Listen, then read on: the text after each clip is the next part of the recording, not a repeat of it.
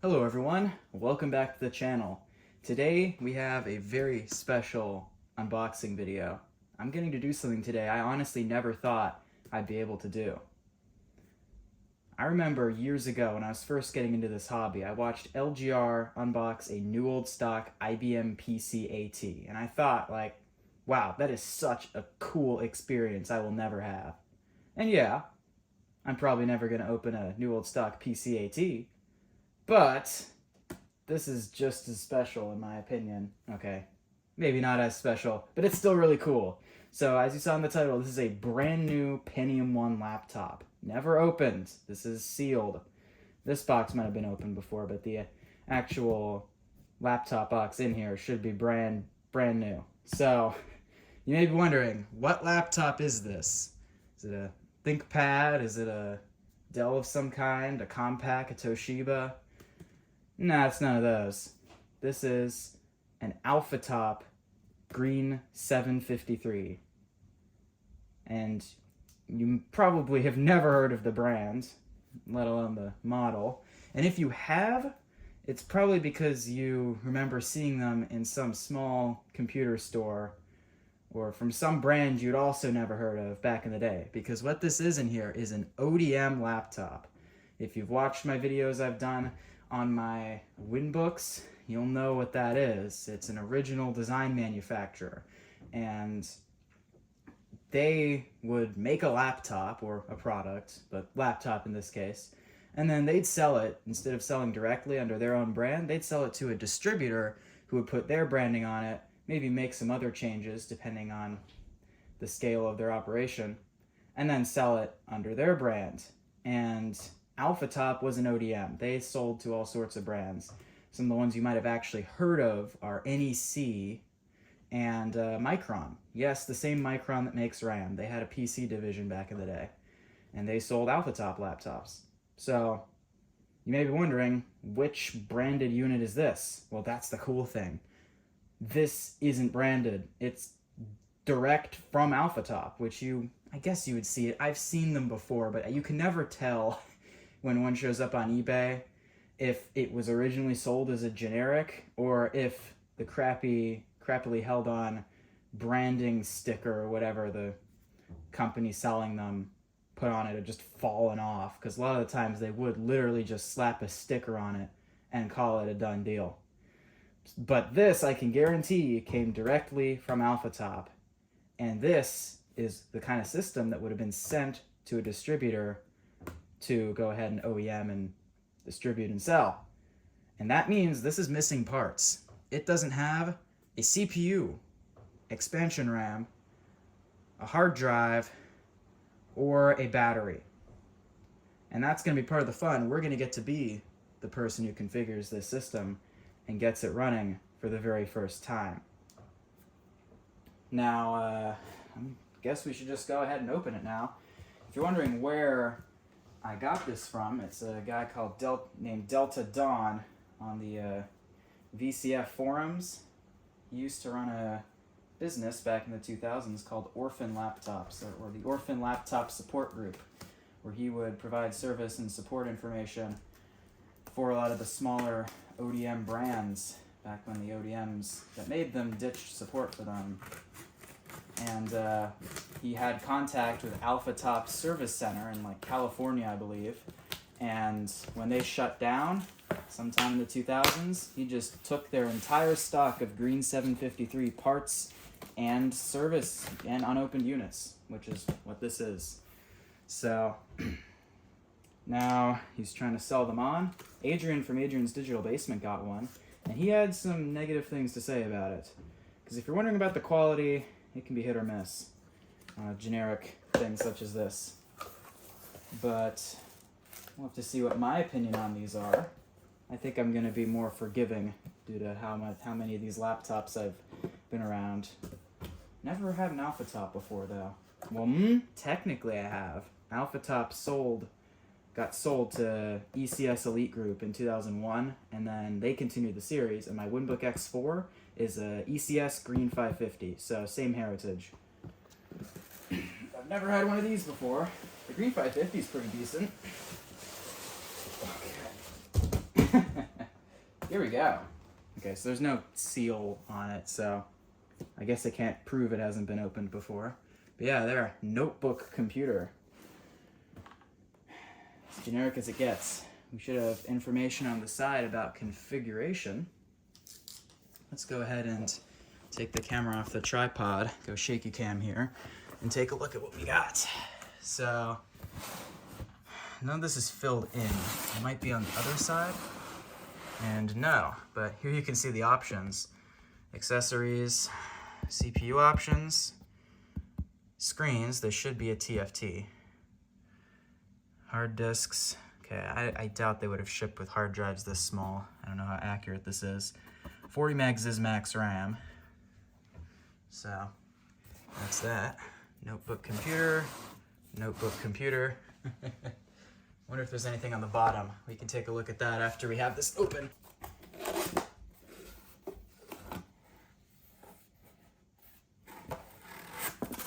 This is gonna be special.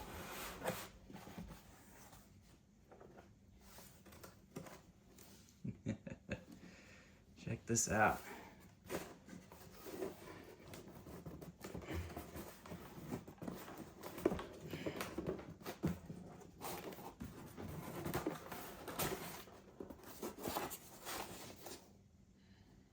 There's my first glimpse. Let's take a look at what's inside this pack first. Now, I have seen Adrian's video, so I do have somewhat of an idea about what this is going to look like. Okay, most of this is just padding, or just empty space. But we do have in here a perfect addendum going over exactly what I will need to get this running. Now, it says this supports up to a Pentium 150. It can actually handle up to a Pentium 200, but a 166, which also isn't listed here, is the highest that'll report properly in the BIOS. It's what I've ordered. It hasn't arrived yet, so we're actually going to have to rob the CPU out of my Winbook FX to test this thing today. It has a 133 megahertz chip in it. Installation instructions. Not exactly happy with the printing here. Come on. Not the highest quality. Looks like they were running out of ink. And there are jumper configs. We're going to have to set that. Now, of course, these don't have the switch configs for the 166 speed, but Delta Dawn had that up on orphanlaptops.com back in the day, so we can use that as a reference. We have a user's guide. This looks much higher quality. There's a look at some of the stuff there. And then 2 PCMCIA driver users guides. I don't know why there's 2 of them. They're both, oh, they're different revisions. Or at least the numbers on the back are different. Adrian's had 2 of those too.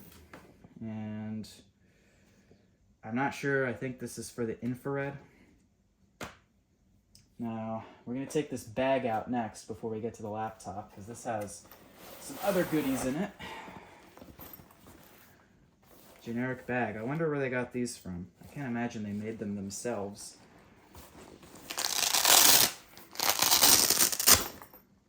Brand new Velcro. Anything in this pocket? Nope. But there should be some stuff inside here. Okay. Here we go. So we have some drivers.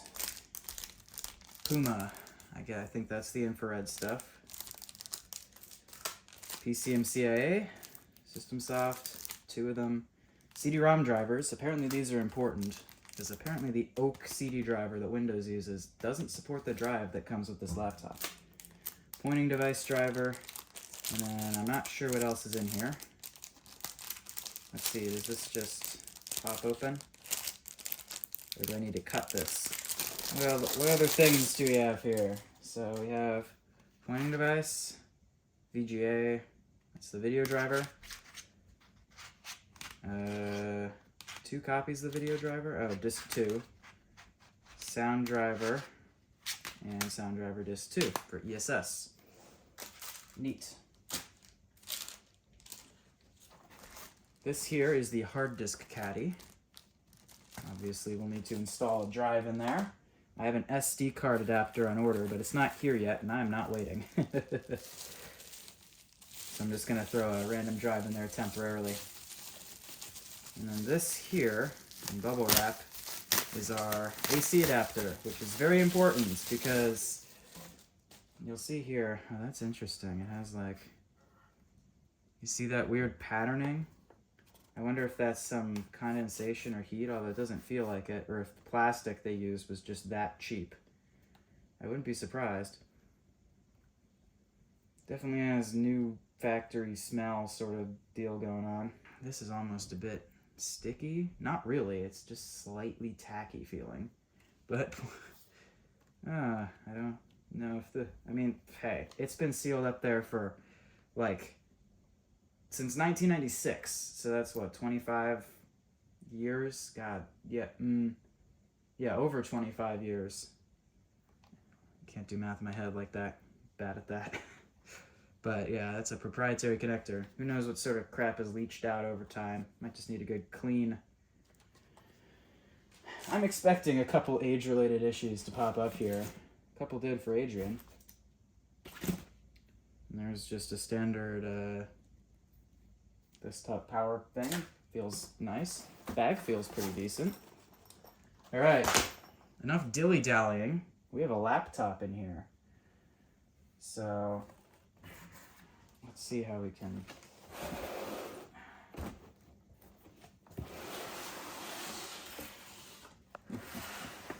Hey, there's old silica in there. Well, we'll see if it's done a good job. All right, here it is. Now, one thing I'm worried about is this little display release latch. It broke first use on Adrian's system, presumably because it was just a weak plastic integrity-based design, and now the plastics are all brittle. I've been warned that the plastics here are not great. I've yet to see one with a failed hinge, but Delta Dawn says, yeah, the hinge standoffs can blow out. So that might happen without too much use.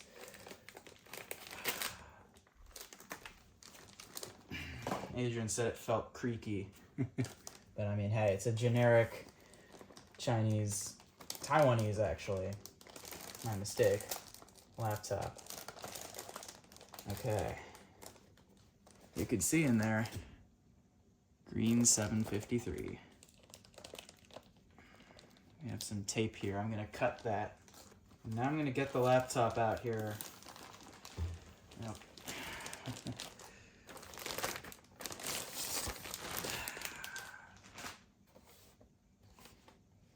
There it is.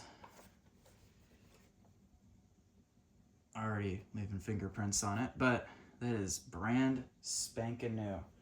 We got a floppy drive on the front, an awfully colored CD-ROM that's not matching the color on the right. This is the battery bay that's empty. Thankfully it has a door, so you don't have a hole in the back. On the back we do have some port covers. There's the IR, there's that proprietary charge port. Game port, that's nice. And then that is just a docking connector. And on the left side, we have PC card slots, a composite out, audio jacks, and an empty hard drive bay.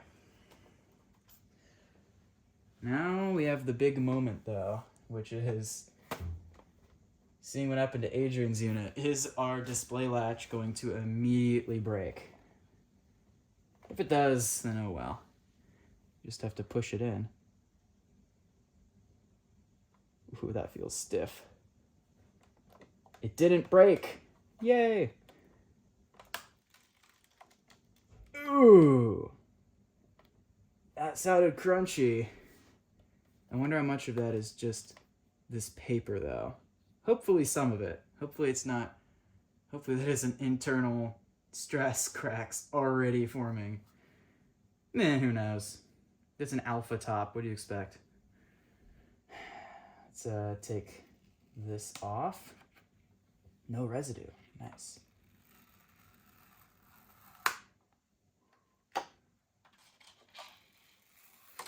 Let's see the keyboard. Adrian said it was mushy. Yeah.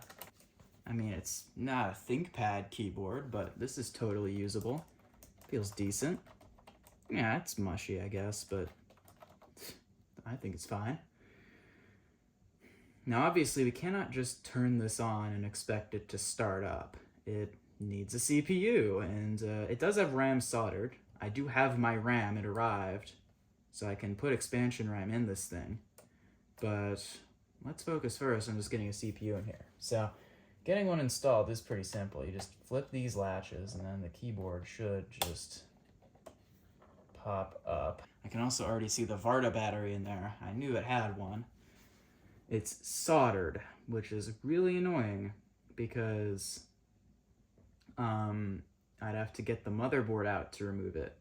But I've been told if I go and take this apart far enough to get the motherboard out, I'm probably going to break the clips on the hinge cover and the clips on this piece over this secondary LCD. So I'm going to damage it pretty much just because the design of that is bad and the plastic's bad. So I could leave it in for now. Other people who bought these said that they hadn't leaked and that they were holding charge, which I completely believe because they're brand new.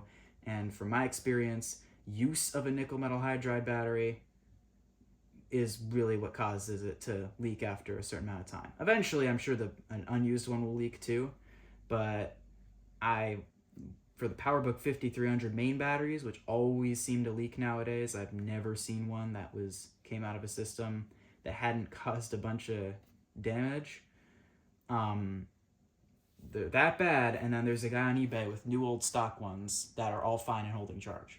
So I'm expecting this Varta in here is fine, but I don't trust it. I don't know how long it's going to be fine. So, I just don't want to risk causing damage to this thing. So now, keyboard connector. How does this work? I think it's ZIF. I'm pretty sure it's ZIF, in fact. I'm going to go grab a spudger. Apparently it's relatively easy to break the ZIF clip. Keyboard is removed. A speck of wear on that thing. A couple of tiny black dots, which might be tiny bits of dirt that have gotten in. Feels weird taking apart something that is literally brand new, but not much I can do about that.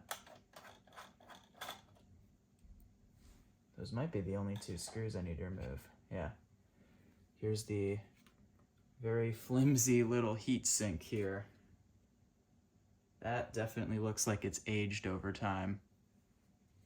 It's pretty thin. I could probably replace it with paste, but meh. There's our Varta battery. I'm gonna pick this thing up and go and take a closer look at that. I mean, yeah, it's fully intact. Okay, and good. I can see that it is very easy to clip this out. I just have to clip away the hot glue holding it in place, and then there are nice big exposed leads that I can just cut.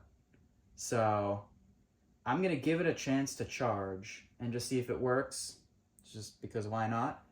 And then probably clip it out of safety. So that's nice. I don't have to full tear down this thing and break stuff. And yeah, pretty good. So obviously there's our CPU socket. Luckily they made it very easy to access, which makes sense considering the distributor would have to configure a bunch of these systems, thousands and thousands of them. One side of that might have broken. I don't know.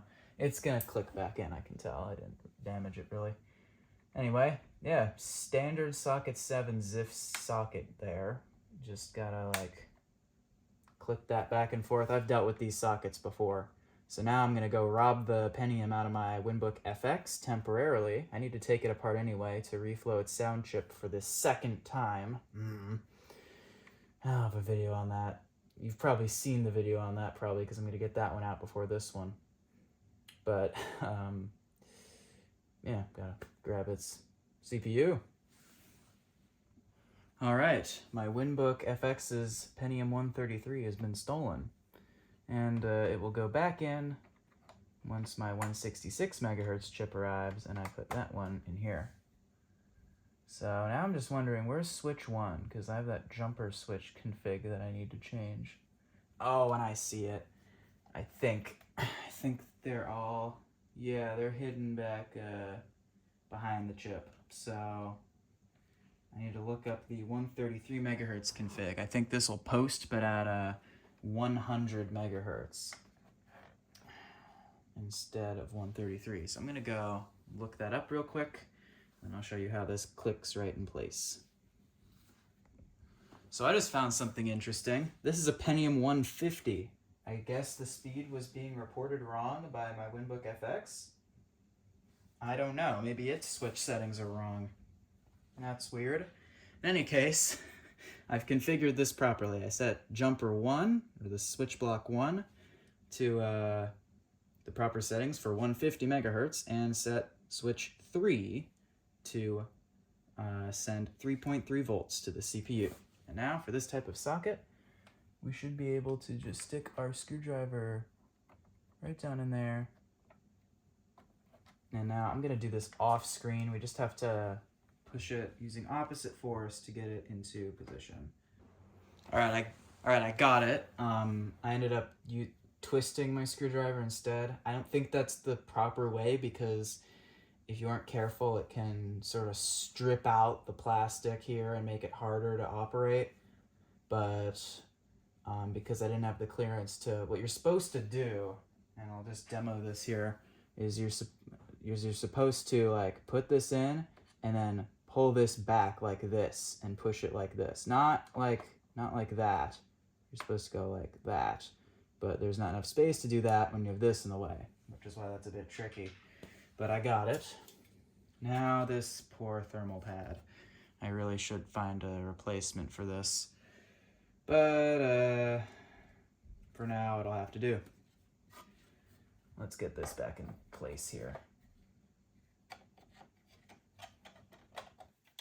Just like that. Reinstall our 2 screws. And that's the heatsink.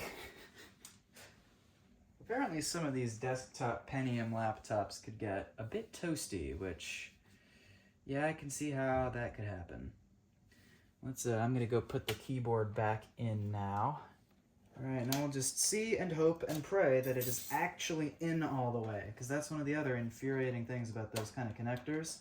It is sometimes just impossible to tell until you get it all back together and then find out that the thing doesn't work. Next step. That sounded a lot smoother there, so hopefully it was just that film that was making it creak all like that. We got to install RAM.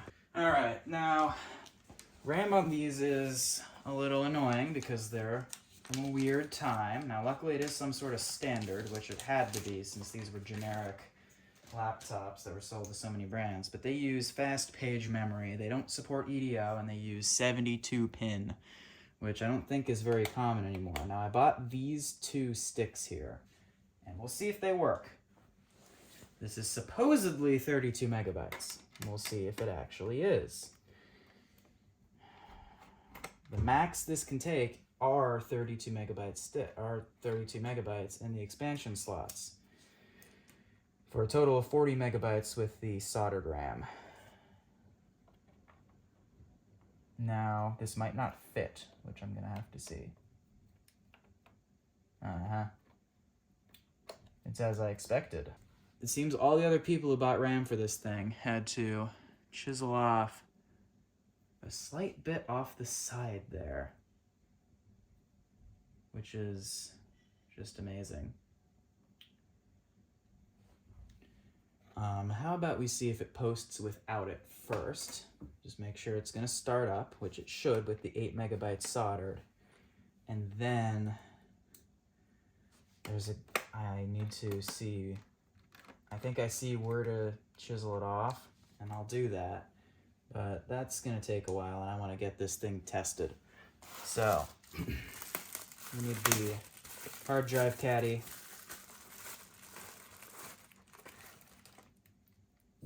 Is that, oh my god, it is all plastic. Jesus, come on, man. Alpha Top. Really? Are you saying that this thing was a little bit cheap? No. Well, we need a hard drive next. This will take up to 8 gigs, so we need an 8 gig drive. So we have the option of the 4 gig drive, which has Stiction, the 10 gig drive, which won't work, the 15 gig drive, which won't work, the 4 gig IBM. This is the this is the sick 4 gig IBM from like 2021. I think I'm just gonna put the 4 gig drive with Stiction in, because this did spin up last time I tried it. Let me just make sure it still does that, because it did have Stiction. Okay, the drive spins. We can use it. Slide the caddy in. Clicks into place. We should be ready to go now. This should post if it's gonna post. Chance 2 for this to break. Doesn't. Hinges feel good. Let's plug in the fugly plastic power brick here. No activity on that LCD screen there. I hear a high-pitched coil whine. Posted. Now we're getting nothing on the screen, which seems to be normal for these, when they're new at least. We're gonna give it a minute here. Adrian's unit didn't show up on the screen at first, and then suddenly it started working. And I think someone on the forum had the same thing happen. So we're just gonna wait, maybe reboot it a couple times, and then hopefully our screen should fire into action here pretty swiftly. Let's shut it down. Try number 2.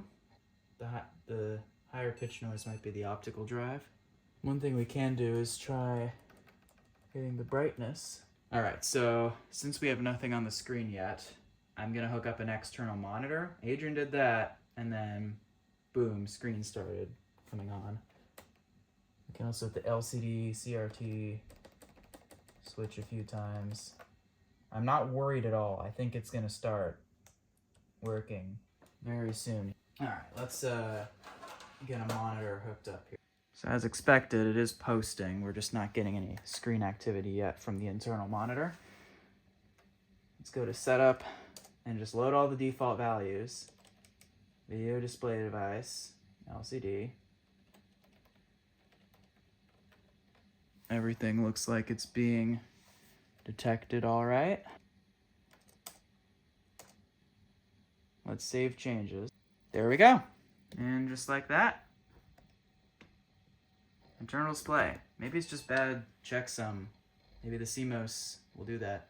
Now it's gonna try to boot. I don't know if it'll probably boot. It's just not gonna have drivers, because I have Windows 98 on here, but it's 8 megs of RAM. Oh god. But yeah. So at least the first time you need to load into setup. Yeah. So not enough RAM to run Windows. But hey, screen's running. Adrian said it was dim. I mean, it's not the brightest screen I've seen, but it's an old laptop. I'm not expecting it to be super bright. But there we go. Screen is into life. So maybe it does need a working CMOS battery, maybe?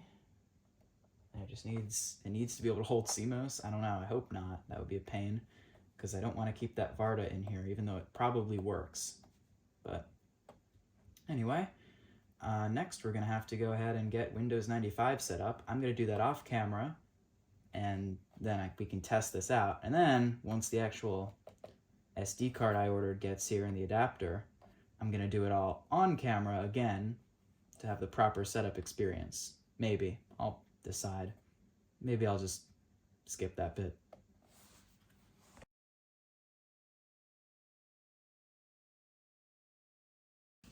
Well, I think it's fair to say that the AC adapter isn't very well built.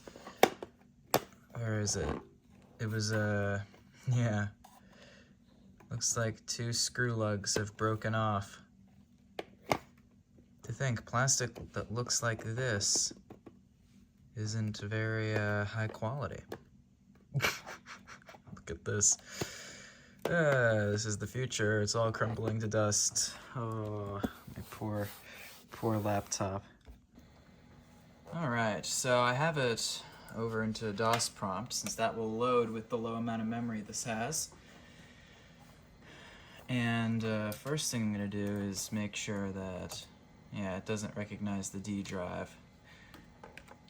I couldn't find where it was in BIOS either. Maybe it's dead. I mean, it opens, but I don't know. What I want to do is I want to see if we can get some Planet X3 going just to test this thing out. I think the floppy drive, and this is funny, is like the same TAC unit that's in all the USB drives. It looks very similar. It sounds the same too. Let's see if we have Sound Blaster working. That's just what the config was for my Winbook XL. That's what that came out of. So let's see if that even works.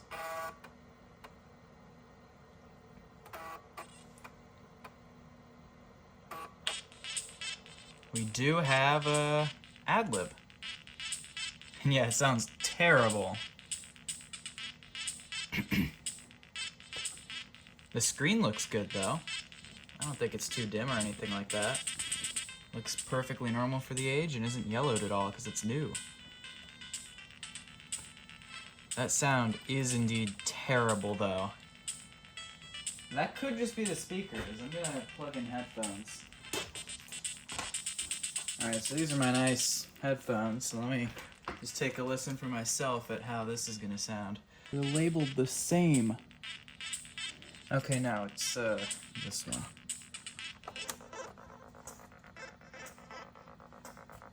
Well, it's very loud. It sounded okay from what I heard just there.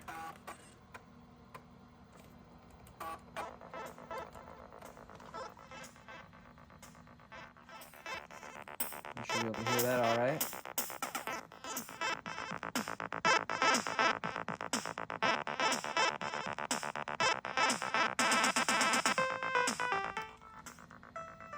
That sounds fine. Doesn't sound low quality. The internal speakers are utter garbage. That's probably just normal for these.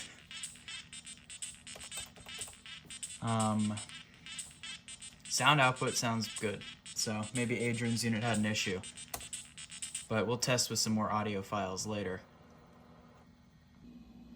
Alright, so I'm editing the video now, and I really don't think that clip did it justice to just how bad the internal speakers are on this laptop. So here's another comparison. So I'm going to be playing the Amiga mod file Space Deliria on this laptop and on my Winbook FX, which has a fairly decent set of speakers. And first of all, just here's how it's supposed to sound. This one's launching through Windows because I don't have the DOS sound driver set up properly right now.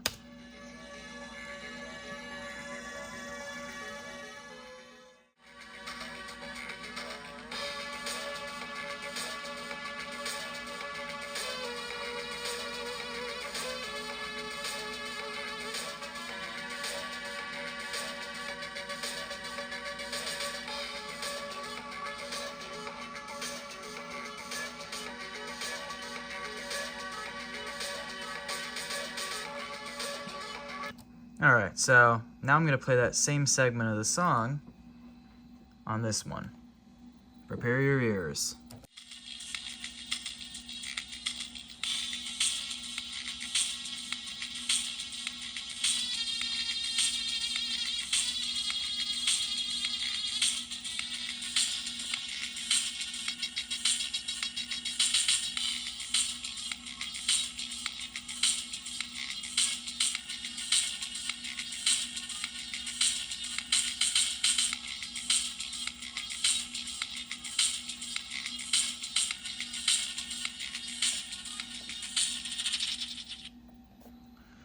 Truly horrendous indeed. And check that out. Now it's still gonna try to, I need to reformat this drive completely, but we now have 40 megabytes of expansion RAM. Now I didn't actually modify the modules like other people did. Instead, I simply trimmed off the little extra bit on the socket that was causing the RAM not to fit. And even though it had more pins the RAM had more pins on it than the socket seemed to have, it still worked. And that reinforces what I saw on the forum, which is other people bought the same style RAM I did. They modified the modules to fit it in. I just modified the sockets straight on the motherboard instead. Because it seemed safer to do that than try to cut the PCB on the RAM without damaging it, and B, I wasn't exactly confident, if I'm being honest, that the eBay seller was advertising the proper capacity, because there were only chips on one side. But seems they were, because there we go. Basically 40 megabytes of extended memory, which is the max that this computer can properly support. Very nice. Alright, so it's been a few weeks. I have it all set up now, and it works great. I have the Pentium 166 in now that I ordered, and the Winbook FX was very happy to get its own CPU back. And it's working great. I even was able to undervolt the CPU to 2.9 volts successfully, down from 3.3. So it should, in theory, last maybe a little longer on battery should I ever get a battery for it that works. And I actually might be getting one soon that is going to need reselling and might be corroded too bad to actually fix. But I have a battery spot welder now, so I can, in theory, resell it. So that's definitely something I'm going to look into. The guy who had these laptops had a few batteries left for them as well that are all used and dead and leaking. So we'll see what condition those are in. But this is running Windows 95, and man, does this screen look great. Just, it's not yellowed at all. I don't know what Adrian was talking about when he said in this video that this thing was too dim. It's perfectly fine. Maybe if you're used to CRT, it's dim, but I don't know. But you may ask, why bother with a laptop like this when you can just get a ThinkPad or something? And that's completely fair. But I personally just find these laptops that have funny shortcomings, like the terrible sound in this one, to be just fun to use. I like these weird old laptops. And honestly, I have seen way worse than this. I'm gonna do a vintage laptop review video on this eventually, but this is a good enough laptop that I could actually recommend one as a DOS computer if you don't mind its few shortcomings. Mainly the speakers. And a couple other little things, but I quite like this thing. It's been seeing some use. It plays Doom good. I can't complain. Oh, I was hitting the wrong key. Oh no. Anyway, that's about all for this time. I have a lot of fun stuff coming up still. And I will see everyone later. Have a good one.